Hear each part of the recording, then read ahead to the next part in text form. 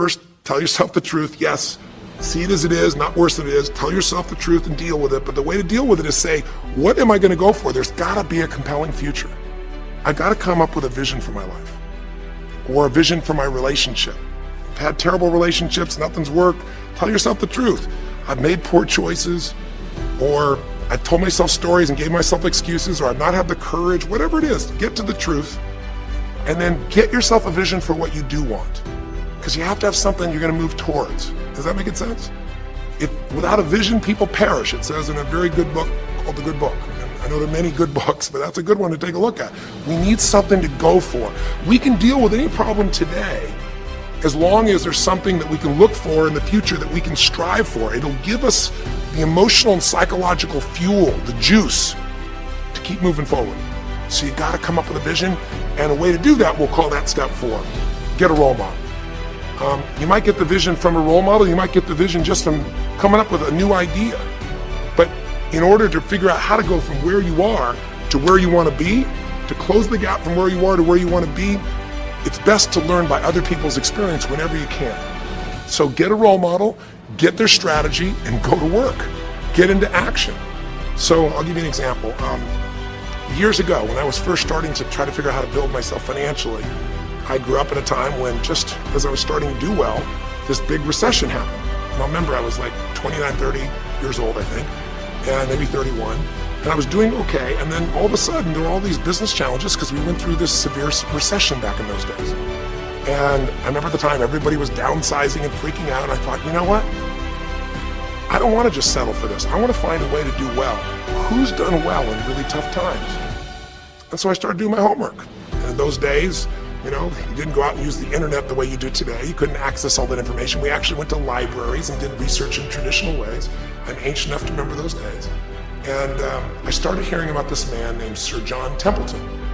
Very famous man. He's a man who became a multi-billionaire as an investor. He started with nothing. But what was interesting is when I started to find out about his story, because here's a guy that when he was a young man, he's called Sir John Templeton now. He was actually an American originally. And he wasn't Sir. He came from a very poor family.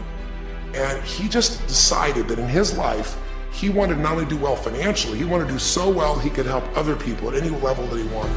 And today, by the way, he's passed, but before he did, he created the Templeton Fund, and he also created a fund that now delivers money, gives money each year, the Templeton Prize, to people that do good spiritual works, and it's larger than the Nobel Prize, and it continues to go on. The guy started with nothing, and here's how he did it. Listen to me now. The reason I look for him as a role model is because he made all his money in the worst of times. He made all his money when people were going through.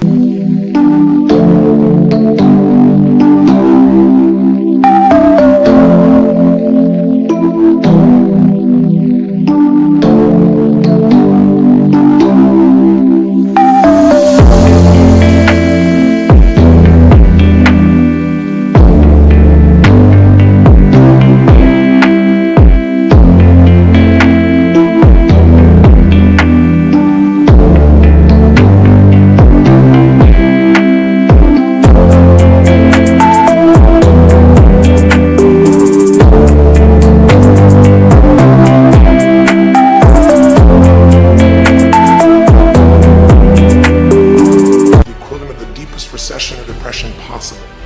His whole belief was, and this is different than almost anybody else you see around you, was pessimism was the secret to success. That what he wanted to do was make money when people were most pessimistic. Because when people are optimistic, they want you to pay for their house a huge sum of money. But as they start getting more and more pessimistic, well, pretty soon they think they can never, the house is the worst thing to have, they'll virtually give you the house. They'll virtually give you the business.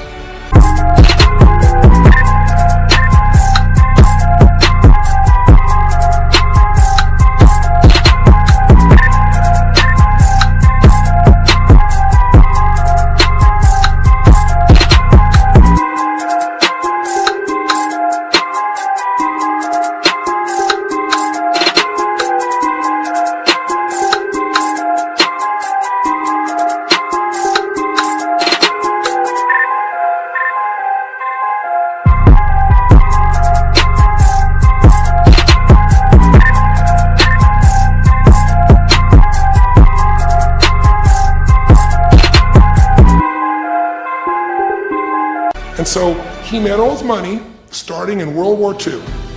When the war broke out, when Hitler invaded over in Europe, he took all the money he had and borrowed a total money of $10,000, a total amount.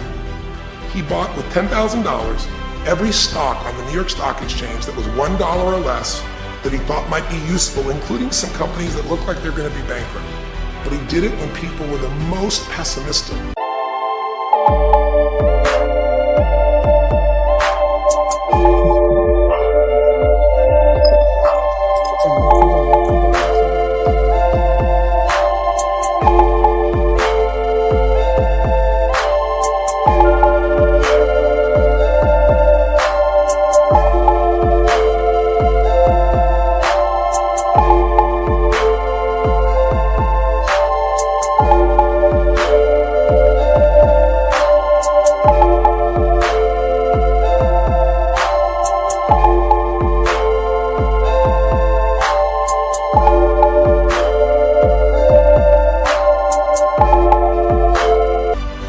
It looked like Hitler was going to take over. It didn't look like we were all going to be the winners. It looked like Hitler was going to dominate. And when people were that scared, they would give up anything they had just to get a little bit back. And so he bought all the stock that eventually made him a multi-billionaire. He became a billionaire because after things changed, after the war, just 5 years later, and the economy started to surge, everything changed for him. Where do you think he invested next after World War II? Where was it?